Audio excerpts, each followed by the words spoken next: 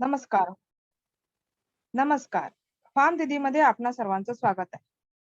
आज आपण 2 गोष्टी बघणार आहोत. एक म्हणजे आपण जे बनवलेले पदार्थ आहेत, त्याची किंमत आपण कशी ठरवायची आणि दुसरं म्हणजे आपल्या ज्या रेखाताई आहेत, त्यांची आपण माहिती घेणार आहोत. त्या आपल्या आज या आठवड्याच्या स्टार ऑफ द वीक ठरलेल्या आहेत. त्या त्यांच्या सक्सेसची माहिती आपल्याला देणार आहेत, की त्यांनी त्यांचा बिझनेस कसा सुरू केलाय आणि त्या कशाप्रकारे त्या पुढे चालवतायत. त्या त्या त्या पहिले आपण आता हे बघणार आहोत, की आपण जे बनवलेले पदार्थ आहे, त्याची किंमत आपण कशी ठरवायची? याचं पार्ट 1 आपण आज बघणार आहोत. हे बघा, सगळ्यात पहिले आपल्याला जे पदार्थ बनवायचे आहे, जे प्रॉडक्ट्स बनवायचे आहे, त्याला एकूण किती खर्च लागणार आहे ते आपण ठरवणार आहोत. ओके. उदाहरणार्थ जर आपल्याला आंब्याचं लोणचं बनवायचं आहे, तर त्या आंब्याच्या लोणच्यासाठी किती खर्च लागणार आहे? पहिले आपण ठरवायचं किती बनवायचंय. ओके. आता मी इथे जर विचार केला, की मला अर्धा किलो आंब्याचं लोणचं बनवायचं. मग अर्धा किलो आंब्याच्या लोणच्यासाठी किती लागेल सामान? तर आंबे किती लागतील? मग त्यासाठी जे मिरची पावडर आहे, लाल मिरची ते किती लागेल? मीठ किती लागेल? हळद, तेल या सर्वांसाठी मला किती खर्च येईल? तो मी बघायचा आणि प्रत्येक छोट्या-छोट्या गोष्टीला लागणारा खर्च आपण घ्यायचा. म्हणजे मिठासाठी, हळदीसाठी पण जो खर्च लागणार आहे, तो पण याच्यामध्ये ॲड करायचा. समजा हे सर्व मिळून अर्धा किलोसाठी आपल्याला टोटल ₹50 खर्च येतो. हे आपण फक्त एक उदाहरण घेतलंय. ओके. की आपल्याला जर अर्धा किलो लोणचं बनवण्यासाठी ₹50 खर्च लागतोय त्याच्या सामग्रीसाठी. ओके. आणि मग त्याच्यानंतर आपण ती बनवण्यासाठी मेहनत पण घेतली आहे. मग त्याच्यामध्ये आपण आपल्या मेहनतीचे पण पैसे ॲड करायचे. ओके. समजा तुम्ही मेहनत केली तर तुमच्यासाठी तुम्ही मेहनतीचे पैसे ॲड करा किंवा कधी-कधी काय होतं, की तुम्ही कुठले कामगार कामासाठी लावले, तर मग त्या कामगाराची पण जी मेहनत असेल, ती त्याचे पण आपण पैसे इथे ॲड करायचे. ओके. जसे की सामुग्रीचा खर्च झाला 50, मेहनतीचे खर्च झाला ₹10. ओके. आणि मग त्याच्यानंतर ते जे आपण बनवलेलं लोणचं आहे, ते आपण पॅकिंग करणार आहोत. तर ते कशामध्ये पॅकिंग करणार आहोत? मग त्यासाठी जे तुम्ही जार लागणार आहे किंवा बरणी लागणार आहे, त्याचा पण खर्च आपण याच्यामध्ये ॲड करायचा. ओके. प्लीज म्यूट कराल का तुम्ही सगळेजण जो कोणी आहेत ते? थोडा आवाज येतोय. ओके. तर एकूण जे पॅकिंगचा खर्च आहे, तो पण त्याच्यामध्ये ॲड करायचा. समजा जो हा जार आहे, जी बरणी आहे त्याचा ₹10 खर्च. तर असा एकूण जो आपल्याला खर्च लागणार आहे, तो आपण बघायचा. तर एकूण खर्च लागतोय ₹70. ओके. समजा ₹50 तुमची सामग्री लागली आहे, तुमची मेहनतीचा खर्च आहे आणि त्याच्यानंतर पॅकिंगसाठी तुम्ही ज्या पण याच्यामध्ये पॅकिंग कराल, ओके. तर त्या पॅकिंगसाठी लागणारा जो खर्च आहे, असा एकूण पूर्ण आपला अर्धा किलो लोणचं जे आहे आंब्याचं, ते झालं आपलं तयार ₹70. ओके. मग आपण ते किती रुपयाला विकायचं? मग मला तर खूप प्रॉफिट कमवायचा आहे. मग मी ₹70 लोणचं ₹200-300 विकू शकते का? पण मग ते कोणी घेईल का? तर आपल्याला असं वाटेल, की मला प्रॉफिट हवाय, तर मग मी ते विकेल. पण नाही. कुठलीही वस्तू जेव्हा आपण विकतो, तर त्याची काहीतरी लिमिट असते. तुम्ही किती रुपयाला विकू शकता. ओके. आता ₹70 आपलं अर्धा किलो लोणचं तयार झालं. ठीक आहे.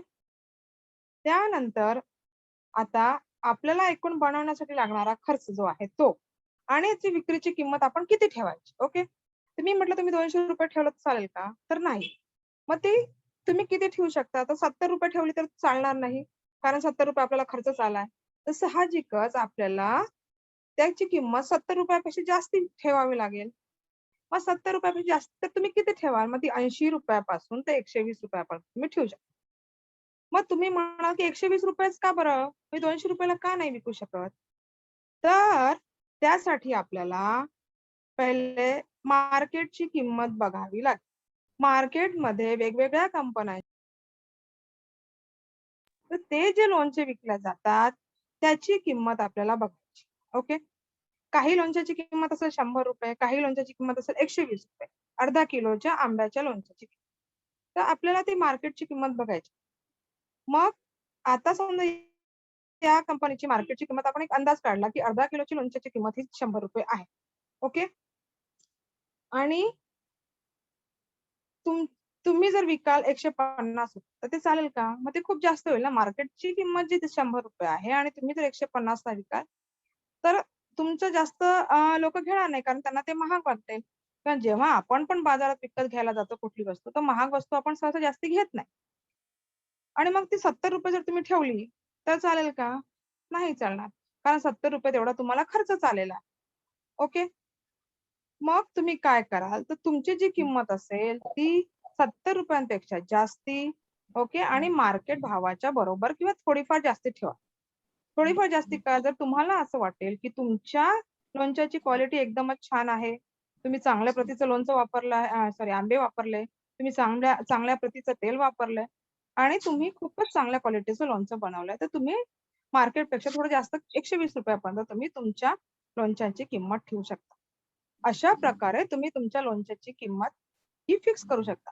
इथे मी लोणचं हे एक उदाहरण दिलंय. असं तुम्ही कुठल्याही प्रकारची जी पण वस्तू तयार कराल, जे पण पदार्थ तयार कराल, त्याची तुम्ही किंमत ठरवू शकता. आता तुम्ही एका वेळेस फक्त अर्धा किलो लोणचं तयार करता का? नाही. मग तुम्ही 1 किलो लोणचं तयार करा. जर तुम्ही 1 किलो लोणचं तयार कराल आणि त्याला 2 बरण्यांमध्ये डिव्हाईड करा. ओके. एक बरणीमध्ये अर्धा किलो आणि दुसऱ्या बरणीमध्ये अर्धा किलो.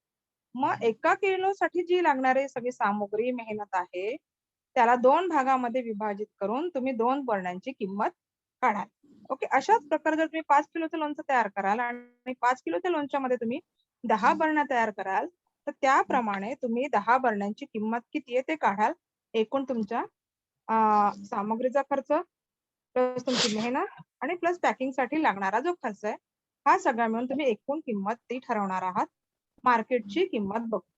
ओके. तर अशा प्रकारे तुम्ही तुमची मार्केटची किंमत ठरवणार आहात. मी आशा करते की तुम्हाला समजलंय की मार्केटची किंमत तुम्ही कशी ठरवणार आहात. आता जर तुम्हाला काही प्रश्न असेल तर तुम्ही विचारू शकता.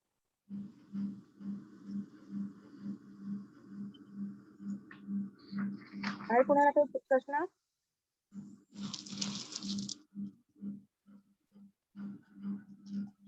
तुम्ही स्वतःला अनम्यूट करून विचारू शकता.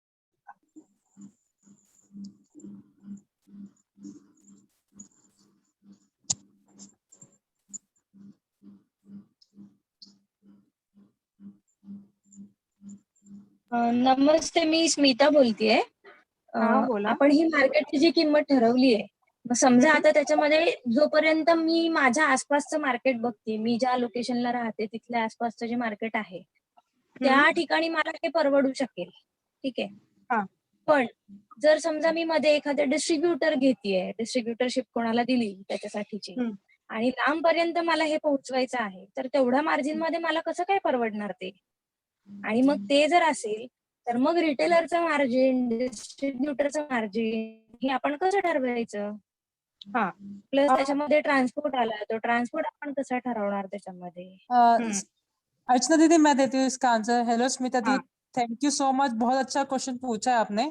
हमने सोचा था कि यह टॉपिक आज की मीटिंग में कवर करे कि अगली मीटिंग में कवर करे, क्योंकि बहुत महिलाएं हैं जिनको समझ नहीं आता कि जो आज हमने जो प्राइस के बारे में बात की ना, वो एमआरपी होता है, मतलब जो फाइनल प्राइस से बिकता है। लेकिन हर एक प्राइस में, जैसे आप कोई भी आप सामान खरीदते हैं ना, उसमें डिस्ट्रीब्यूटर का मार्जिन, होलसेल का मार्जिन, आने जाने का खर्चा, वो सब का अकाउंट होता है, तब जाके वो इतना प्राइस का होता है। तो मैं आपको यही बोलूंगी कि समझो आपको एमआरपी पे आपको ज्यादा मार्जिन मिलेगा। एमआरपी मतलब फाइनल प्राइस, क्योंकि वहां पे आपका डिस्ट्रीब्यूटर या रिटेलर को नहीं दे रहे, आप सीधा कस्टमर को बेच रहे हो, है ना। तो वहां पे आप थोड़ा ज्यादा रख सकते हो। लेकिन होलसेलर आपसे ज्यादा में बात करेगा, वो बोलेगा आपको एक चीज नहीं खरीदेगा, वो आपसे बोलेगा कि 10 क्विंटल दो, 10 किलो दो, या 50 किलो दो, ऐसे करके भाव लेगा। तो वहां पे आप मार्जिन थोड़े कम करने पड़ेंगे। लेकिन आप ये सोचो कि समझो मेरे को 50 रुपए एक्स्ट्रा बच जाते हैं जब मैंने एक पैकेट बेचा है, ठीक है। अब आप कोई होलसेलर को बेच रहे हो, आपको 50 की जगह 25 रुपया मिलता है, लेकिन होलसेलर आपसे 10 या 50 इकट्ठे खरीद लेता है ना। लेकिन आप जब एक को बेचने में अगर 50 रुपए कमाती हैं, लेकिन अगर आप 50 बेचोगे और उसमें 25 रुपए कमाओगे, तो आप कुल मिला के 1250 रुपए कमा लेंगे। तो आपको ये देखना है कि आप चाहे होलसेलर को बेचो, चाहे आप डायरेक्ट कंज्यूमर को बेचो, आपको प्रॉफिट होना चाहिए, आपके लिए पैसा बचना चाहिए। तो वो जरूर देखना। होलसेलर की बात बहुत अच्छी है कि आपको बड़ा ऑर्डर आ जाएगा, लेकिन बड़ा ऑर्डर में थोड़ा मार्जिन कम होएगा, लेकिन ज्यादा बड़ा नंबर्स होएगा, है ना। बहुत सारे ऑर्डर्स आपको एक ही बारी में मिल जाएंगे। तो इसलिए आप हमेशा याद रखना कि जब भी आप प्राइस सेट करो, समझो आपको जैसे HR का एग्जांपल बताया, 70 रुपए का मुझे खर्चा ही बैठ रहा है ना, तो मैं होलसेलर को, अगर वो डिस्ट्रीब्यूटर को भी कम से कम 80 या 90 में ही दूंगी, इससे कम नहीं करूंगी, क्योंकि मेरे को मार्जिन जरूर मिलने चाहिए, तभी आपको बिजनेस परवड़ेगा, नहीं तो नहीं परवड़ेगा। लेकिन तो आप हमेशा याद रखना कि होलसेलर तो डिस्काउंट लेगा ही लेगा फॉर श्योर, क्योंकि वो उसको आगे अपना सेल्स के लोग लगाएगा, वो उसको बेचने के लिए, उसकी मार्केटिंग करने के लिए। लेकिन आप ये जरूर रखना कि आपको जो परवड़ना चाहिए, जितना आपका खर्चा आया है। तो तो अभी मैं आपसे यही पूछ रही थी, ये बात तो सही है। अभी पिछले 1 साल से मैं खुद बिजनेस कर रही हूँ, तो मुझे काफी सारी दिक्कतें आ रही है इन चीजों को लेके। तो होता क्या है कि MRP तो हमने फिक्स कर लिया। अब दुकानदार जो है कोई भी सीधे हमसे यही पूछता है, मेरा मार्जिन कितना है, आपको क्या मिल रहा है, कुछ नहीं, उससे कुछ लेना देना नहीं है, मेरा मार्जिन कितना है। अगर उसको लगता है कि मार्जिन अच्छा है तो ही। आप सुन पा रहे हो मुझे? हाँ, हेलो? मैं सुन पा रही हूँ, सुन पा रही हूँ। तो दुकानदार तो बस यही बोलता है कि मेरा मार्जिन कितना है। अगर मार्जिन अच्छा है तो ही मैं माल रखूंगा, क्योंकि अभी हम लोग एक ब्रांड नहीं है, अभी हम लोग का हाँ इनिशियल स्टार्टिंग है। तो दूसरी हाँ दीदी, दिक्कत तो ये आ जाती है कि सपोज अभी ½ kg हम लोग ने अचार लिया ये, राइट? तो ½ हाँ kg में एटलीस्ट उसका एक्सपेक्टेशन होता है कि एटलीस्ट मुझे ये ½ kg में 15 to 20 रुपीज मिले। अभी हाँ आपने 70 रुपीज का हमारा मैन्युफैक्चरिंग है, 10 रुपीज आप, हाँ, अभी जो वीडियो में दिखाया उस हिसाब से 10 रुपीज हमारा मार्जिन है, जो कि हमको बिल्कुल भी नहीं परवड़ता है। और फिर वो उस 80 रुपए से लेके 120 रुपए में हम लोग को डिस्ट्रीब्यूटर और इसका रिटेलर जो है हमारा, उसका हाँ मार्जिन एडजस्ट करना है। हाँ ठीक है? दीदी। तो इसमें क्या हो जाता है कि एक तो सिर्फ 10 रुपया मार्जिन रख के हम काम नहीं कर सकते हैं, क्योंकि सिर्फ हमारी मेहनत वहां पर नहीं है, वहां पर लेबलिंग का खर्चा है, वहां पर मेंटेनेंस है, लाइट बिल है, बहुत ऐसे खर्चे होते हैं जो हम देख नहीं पाते हैं। जैसे कि अभी सपोज मुझे 50 किलो का अचार का ऑर्डर आ गया, तो 50 किलो का अचार मैं सिर्फ बरनी में नहीं भेजूंगी, मैं उसको बॉक्स पैक करूंगी, उसको सेलो टेप लगाऊंगी। तो ये सब भी खर्चे आ जाते हैं उसमें, जो हमको अभी समझ में नहीं आता है स्टार्टिंग में। तो ये मार्जिन में कहीं पर भी काउंट नहीं होता है। नहीं दीदी, लेकिन अभी जो ये आपको, वही आपको बनाने का आपका कितना खर्चा आया है, मैं सब महिलाओं को, जितनों को भी मैं जानती हूँ, मैं सबको बोलती हूँ कि एक एक खर्चा अपना रखिए। आपका जो टेप, सेलो टेप भी लेके आई है ना आप, उसका भी खर्चा अभी क्या जोड़े। होता है, तो तो बिना इनिशियल खर्चा स्टेज जोड़े, इनिशियल हाँ स्टेज में क्या होता है, मतलब मैं मेरा एक्सपीरियंस बोल रही हूँ कि इनिशियली क्या हुआ कि हाँ ठीक है, अभी यहीं पर तो दे रही हूँ, कोई बात नहीं है, मैंने इतना सोचा नहीं। लेकिन अभी जब मैं इसको एक्सप्लोर करने का सोच रही हूँ, तो सोच रही हूँ कि अरे मेरा पेट्रोल डीजल का भी खर्चा लगेगा माल पहुंचाने के लिए, मुझे बॉक्स जो पैकिंग के लिए लेना है, सपोज 10 बॉक्स मुझे 200 ग्राम का एक इकट्ठा पैक करना है, तो उसके लिए मुझे बॉक्स का भी खर्चा लगेगा, सेलो टेप का खर्चा लगेगा, फिर ड्राइवर का खर्चा लगेगा, गाड़ी का भाड़ा देना पड़ेगा। ये सब जब सोच रही हूँ ना, तो कहीं पर भी मेरा मार्जिन, मैंने खुद का जो 30 रुपया 40 रुपया जो भी रखा है, उसमें भी मुझे नहीं परवड़ रहा है ये, क्योंकि MRP हम लोग जो मार्केट रेट है उससे ज्यादा नहीं कोट कर सकते हैं। अगर वो किया तो हमारा माल जाता नहीं है, माल रिटर्न आ जाता है, और अगर माल रिटर्न आ जाता है तो नुकसान हमारा है। तो ये सब मीट करते करते मैं लिटरली, मेरे मतलब दिमाग खराब हो रहा है मेरा कि मैं ये सब कैसे मैनेज करूं। तो इसकी समझदारी, मतलब मैं यही बोलूंगी कि सबसे पहले आप जो प्रोडक्ट आपने चूज किया है, वह सच में बहुत ही सावधानी से सोचना कि आप कौन सा प्रोडक्ट बेच रही हैं। क्या आप उसको इतने सस्ते में बेच पाएंगे कि आपको अपने मार्जिन भी मिल पाएंगे। जैसे मैं एक उदाहरण देती हूँ कि सपोज आप चिप्स का बिजनेस स्टार्ट करिए, है ना। आपको पता है कि मार्केट में जो चिप्स है 50 रुपए से ज्यादा की नहीं बिकेगी। पर पहला क्वेश्चन आप ये सोचो, क्या मैं 10 रुपए या 15 रुपए में ही आलू ले आऊंगी कि मेरे को वो कम से कम 20 या 25 में मेरे चिप्स बन जाएंगे, ताकि मैं इसको आगे 50 में बेच पाऊं। नहीं तो आप वो बिजनेस नहीं करिए। मतलब मैं यही सब महिलाओं को रेकमेंड करूंगी, अगर आप सस्ते में नहीं कर पाते हैं, या आप ऐसे ऐसे रेट पे इसको नहीं बना पाते कि जिससे आपको खुद को नहीं परवड़ेगा, तो आप मत करिए उसका बिजनेस। तो पहली बात, बहुत समझदारी से चूज कीजिए आप जो भी प्रोडक्ट बनाना जा रहे हैं, क्या आप उसको, इसको बोलते हैं कि कंपेटिटिव, मतलब कि मार्केट का जो रेट है आप उसके हिसाब से दे पाएंगी, बेच पाएंगी कि नहीं बेच पाएंगी। तो वो बहुत जरूरी है, वो पहला स्टेप होना चाहिए। तो कभी कभार क्या होता है कि महिलाएं बहुत सारे प्रोडक्ट्स ले आती हैं, हम ये भी करते हैं, हम वो भी करती हैं, लेकिन वो क्या करती हैं, सपोज अब मैंने अपना मसाले का बिजनेस स्टार्ट कर दिया, मैंने बोला मैं थोड़ा मिर्ची भी कर दूंगी, हल्दी भी कर दूंगी, मैं ये भी कर दूंगी, वो भी कर दूंगी। लेकिन प्रॉब्लम ये होती है कि अब आप थोड़ी थोड़ी चीजें का बिजनेस स्टार्ट कर रहे हैं, तो आपको थोड़ी थोड़ी चीजें खरीदनी पड़ेंगी, तो उससे आपको डिस्काउंट नहीं मिलेगा। लेकिन अब आप एक ही चीज पे बिजनेस करेंगे और उसी पे ध्यान देंगे, तो वो सामान जो है आप वो सस्ते में ले पाएंगी। तो आपको अपना, बहुत जरूरी है कि ये देखना कि आप कौन सा प्रोडक्ट चूज कर रही हैं, और एक ही प्रोडक्ट चूज कीजिए ताकि आप उसको सस्ते में बना पाए।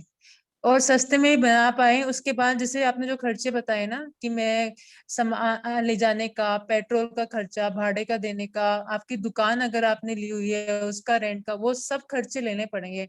आपको अपने पूरे महीने का अकाउंटिंग करना पड़ेगा खुद से, कि मैंने 10 बार गाड़ी लेके सामान लेने के लिए गई हूँ, तो मैंने ऑटो वाले का भाड़ा कितना दिया है वो तक भी लिखना पड़ेगा।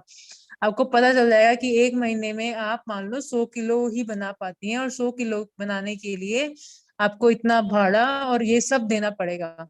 वो सब खर्चे लिखने पड़ेंगे, उसके बाद ही अपना निकालना कि 1 किलो में मुझे कितने का पड़ रहा है। जब तक आप अपने खर्चों का अच्छे से अकाउंट नहीं करेंगी, आपको बिजनेस चलाना नहीं आएगा। तो सबसे पहली जरूरी चीज है बिजनेस चलाने के लिए अकाउंटिंग करना। और अकाउंटिंग में गैस का खर्चे से लेके आपके रूम का भाड़ा सब कुछ आएगा, आपका ले जाने आने का भी खर्चा, आप इनफैक्ट सामान लेके दुकान तक भी दे के आती हैं उसका भी खर्चा, पैकेजिंग का, लेबल का, सबका खर्चा लिखना पड़ेगा। नहीं तो आपको समझ ही नहीं आएगा, नहीं तो हमेशा कंप्लेन यही रहेगी आपकी खुद की, मेरे को परवड़ नहीं रहा, मेरे को परवड़ नहीं रहा, मेरा बहुत खर्चा हो रहा है। तो इसलिए बहुत जरूरी है कि आप एक छोटी छोटी बातें अपनी एक नोटबुक बनाइए, और रोज का खर्चा कितना हो रहा है, आने जाने का, सबका बना के रखिए, तभी बिजनेस स्टार्ट करें। नहीं तो मैं बोलूंगी कि नहीं करना स्टार्ट। अदरवाइज मैंने बहुत महिलाओं का केस सुना है जिन्होंने बिजनेस स्टार्ट किया है, अच्छे से प्रोडक्ट नहीं ध्यान दिया, बहुत सारे प्रोडक्ट्स में इकट्ठे कर दिया, या अपना खर्चे की नोटबुक नहीं बनाई, हमेशा मतलब फिर बंद ही हो गया है। क्योंकि सबसे पहली चीज बिजनेस चलाने के लिए है, आप अपना पैसा जो भी आप उसमें डाल रही हैं, एक एक एक पैसा आपको ध्यान रखना है, तभी बिजनेस चला पाएंगे आप। तो स्मिता, थैंक यू आपका क्वेश्चन के लिए। तो मैं अब यही बोलूंगी कि अपने खर्चे की पूरी टैली बनाइए, पूरे महीने का खर्चा तो मैंने पूरा जानिए। बनाया हुआ है, एक पूरा खर्चा लिख के रखती हूँ। बस मुझे ये क्लियरेंस चाहिए था कि अगर मैं मार्जिन रख रही हूँ मेरे प्रोडक्शन कॉस्ट को लेके, लाइक अभी मैं रागी का लड्डू बनाती हूँ, तो रागी का लड्डू बनाने में मेरा अप्रोक्सीमेट खर्चा आता है समथिंग 227 और 300 समथिंग। ठीक है, तो रागी का लड्डू जो है वो बाजार में बिकता है 425 में पर 425। केजी। ओके। जी, तो ये ज्यादा से ज्यादा मैं वहां तक ही मीट कर सकती हूँ ना, मेरा जो रेट है वो, उससे ज्यादा अगर रखती हूँ तो मेरा माल जाएगा नहीं। और हाँ अगर बिल्कुल। उससे कम रखती हूँ तो ये जो बाकी के खर्चे हैं, जैसे मेंटेनेंस है, अभी तो मेंटेनेंस नहीं है क्योंकि मैं घर से कर रही हूँ, लेकिन कल को जाके जब मैं फैक्ट्री का सेटअप दे रही हूँ तब जाके मेरा मेंटेनेंस का खर्चा होगा, मेरा लाइट बिल होगा, मेरा पानी का खर्चा होगा, मेरा ट्रांसपोर्ट का खर्चा होगा। ये सब अभी सोच के मुझे वो रेट तय करना पड़ेगा ना। तो हाँ इसमें क्या हो बिल्कुल। रहा है ना कि डिस्ट्रीब्यूटर जो है, डिस्ट्रीब्यूटर को अभी हम लोग इनिशियल स्टेज में है, कोई ब्रांड नहीं है, फेमस नहीं है, तो डिस्ट्रीब्यूटर भी ज्यादा मार्जिन मांगता है कि आपके लिए हम लोग करना पड़ेगा, ज्यादा एडवर्टाइज करना पड़ेगा। फिर दुकानदार भी वही बोलता है कि आपका हम लोग को फिलहाल ब्रांड इन द सेंस हम लोग वेल नोन नहीं है, इसलिए ब्रांड तो रजिस्टर किया है लेकिन वेल नोन नहीं है इसलिए। तो दिक्कत ये आती है कि ये जो मार्जिन है ना, उन्हीं को मतलब जितना मेरा मार्जिन है उससे ज्यादा कई बार तो डिस्ट्रीब्यूटर और इसमें निकल जाता है, क्योंकि अगर मैं उतना ना दूं तो फिलहाल मैं टिक नहीं पाऊंगी। और आप जो बोल रहे हो कि अगर आप एक ही चीज पे कंसंट्रेट करते हो तो ऐसे हो जाता है कि लाइक अभी अगर मैं सिर्फ रागी के लड्डू पे कंसंट्रेट करती हूँ तो हो सकता है कि मेरा एक हफ्ते में बस 400 ग्राम रागी का लड्डू बिके। लेकिन अगर मेरे पास 5 प्रोडक्ट है तो मेरे 5 प्रोडक्ट में से हर एक 200 ग्राम भी जाता है तो मेरा 1 किलो का ऑर्डर बन जाता है। तो इस तरह लेकिन से मैं वही बोल रही बात हूँ है कि कि अगर मैं 5 किलो रागी के लड्डू बेचूंगी ना, तो मेरे को रागी जब मैं खरीदने जाऊंगी दुकान से, मुझे वो सस्ती पड़ेगी। वहां से आप रिटेलर से भी डिस्काउंट ले सकते हैं कि मैंने आपसे 1 किलो नहीं 5 किलो रागी लिया, आप मुझे डिस्काउंट दो, तो आपका बनाने का खर्चा कम हो जाएगा। तो इसलिए मैं ये बोलूंगी कि आप एकदम से मत ध्यान दीजिए कि मेरे को 5 प्रोडक्ट्स पे बिक रहे हो, मैं 5 के 5 ही थोड़ा थोड़ा करके बेच दूंगी। मैं बोलूंगी एक ही प्रोडक्ट पे ध्यान दीजिए, डिस्ट्रीब्यूटर को पता चल जाए कि हाँ ये वो लेडीज है जिनके पास रागी के लड्डू आते हैं, नहीं तो वो भी कंफ्यूज होंगे। तो स्मिता, एक काम करते हैं, हम ये डिस्कशन हम अगली कॉल पे डिस्ट्रीब्यूटर मार्जिन और रिटेलर मार्जिन कैसे होते हैं उसके बारे में अगली कॉल पे डिस्कस करेंगे अच्छे से, ताकि और भी महिलाओं को समझे। थोड़ा समय की कमी की वजह से एक हमारा जो दूसरा टॉपिक है आज रेखा दीदी के बारे में हम सबको बताने चाहते हैं कि वो एंटरप्रेन्योर ऑफ द वीक है, स्टार ऑफ द वीक है, उनकी कैसी जर्नी रही, ताकि सब महिलाओं को उनका एक एग्जाम्पल मिले। लेकिन हम अगली कॉल पे जरूर डिस्कस करेंगे कि रिटेलर मार्जिन और डिस्ट्रीब्यूटर मार्जिन को कैसे हैंडल करना है। ठीक है रेखा दीदी, आप ज्वाइन किए हैं क्या? आप अपने बारे में इंट्रोड्यूस करेंगे क्या? हाँ दीदी, है ना है ना। हेलो, मेरी आवाज हाँ आ रही दीदी, क्या? आपकी आवाज आ रही है दीदी, आवाज। नमस्ते सबको। हेलो, हाँ दीदी, आवाज आ रही है आपकी। हाँ नमस्ते सबको। नमस्ते। हाँ, नमस्ते मैं रेखा मराठी दीदी। में बात करती हूँ, हिंदी में नहीं। हाँ हाँ ठीक है रेखा। चालेल चालेल। आज का रेखा जो था दीदी ना, अपना वीडियो ऑन करो ना रेखा दीदी। ओके ओके, मेरे साथ हमारी महिला भी थी। हेलो, आवाज आ रही ना? हाँ आवाज आ रही, बोला बोला। मैं मराठी में बात करती भला क्या? हो चालेल, बोला तुम्ही मराठी. हा, तर आजचा विषय खूप छान होता. बरोबर आहे, आपल्याला जर कोणती वस्तू जर आपल्याला मार्केटमध्ये आपला माल जर आपल्याला बनवून विकायचा असेल तर ताईंनी हॅलो, अर्चना ताईंनी खूप छान माहिती दिली आणि त्या ताईंनी पण छान प्रश्न विचारला की आपल्याला जर माल बनवून जर मार्केटमध्ये घ्यायचं आहे. हॅलो, काय घेऊन जायचं?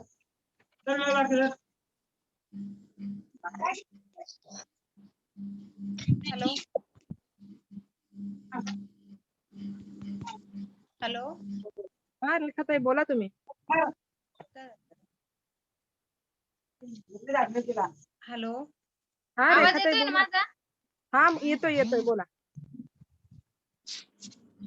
हा, तर म्हणलं आजचा विषय खूप छान होता की म्हणजे आपल्याला जर माल विक्री करायचा आहे ना, तर आपल्याला आधी आपल्याला लागणारा खर्च किती आहे आणि मार्केटमध्ये आपल्याला प्रॉफिट किती मिळणार आहे. तर सुरुवातीला जर बिझनेस सुरू झाला तर एकदम प्रॉफिट तर आपल्याला मिळत नाही, कारण आपल्याला सगळंच बघावं लागतं. माझी तीच सुरुवात चालू आहे सध्याला.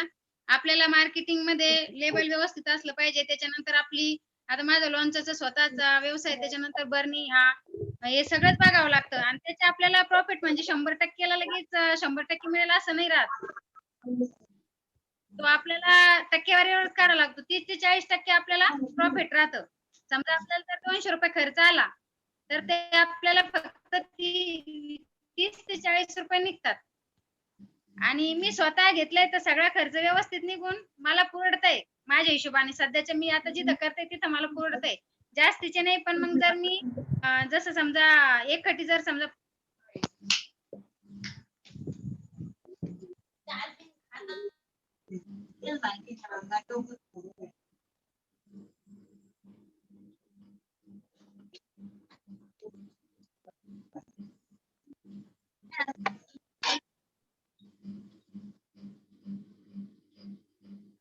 रेखा दीदी, आप बताएंगे क्या आपको अपने बिजनेस अचार का लॉन्चे का स्टार्ट किया, आपको क्या क्या प्रॉब्लम्स आई, कैसे आपने उनको सॉल्व किया, आप बताएंगे?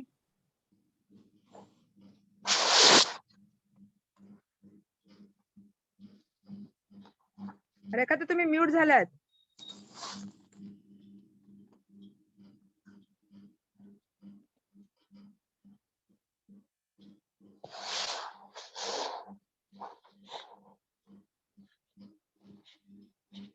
रेखाताई तुम्ही ऐकू शकताय का आम्हाला? अर्चना दीदी वो शायद डिस्कनेक्ट हो गए, वापस से कनेक्ट करें। लेफ्ट. ओके ओके ठीक आहे. तर आज आपण इथेच थांबूया. तुम्ही बघितलंय की रेखाताईंनी त्यांचा बिझनेस चालू केला. त्यांनी सांगितलं की 200 रुपयाची जर त्यांनी वस्तू विकली आहे तर 30-40 रुपये मार्जिन ठेवून तयार केली आहे 200 रुपयाची वस्तू, तर 30-40 रुपये मार्जिन त्यांना मिळते 200 रुपयाच्या त्यांच्या वस्तूवर. तशा प्रकारे तुम्ही पण ट्राय करू शकता आणि तुमच्या वस्तू विकू शकता. पुढचा जो आपला टॉपिक आहे यानंतरचा पुढच्या रविवारी, त्यामध्ये आपण बघणार आहोत की होलसेल प्राइस मध्ये दुकानदारांना आपण कशा पद्धतीने त्यांना ऑर्डर देऊ शकतो किंवा होलसेल मध्ये आपण कशा पद्धतीने आपले पदार्थ किंवा आपले वस्तू आपण विकणार आहोत हे आपण पुढच्या मीटिंग मध्ये बघणार आहोत. ओके, तर धन्यवाद सगळ्यांना. थँक्यू तुम्ही जॉईन झाल्याबद्दल. तुमचे खूप खूप धन्यवाद.